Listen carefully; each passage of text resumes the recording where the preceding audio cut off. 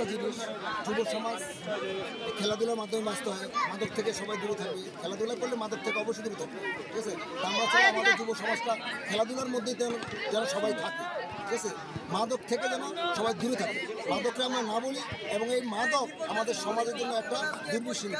এই মাঠের মধ্যে যাতে সবাই সুশৃঙ্খলভাবে খেলতে পারে, তাহলে দেখেন একদল হারবে একদল জিতবে, এতে নিয়ে কেউ যাতে মন খারাপ না করে, আজকে হারলো কালকে আবার জিতবে, ঠিক আছে। কিন্তু মন খারাপ না করে আর খেলাধুলার মধ্যে দেখা গেছে দুই গ্রুপের মধ্যে কোনো সংঘর্ষ যাতে না হয়।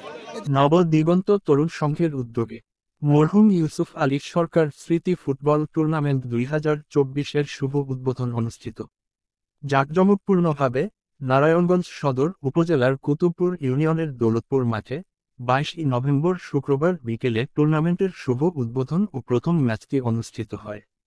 উদ্বোধনী ম্যাচে ফতুল্লা থানা মৎস্যজীবী দলের সহ-সাধারণ সম্পাদক তন্ময় আহমেদ অনিকের সঞ্চালনায় প্রধান অতিথি হিসেবে উপস্থিত ছিলেন কুতুবপুর ইউনিয়ন বিএনপি সহ সাংগঠনিক সম্পাদক, কুতুবপুর ইউনিয়ন 4 নং ওয়ার্ড বিএনপি সাংগঠনিক সম্পাদক মোহাম্মদ খন্দকার ফারুক।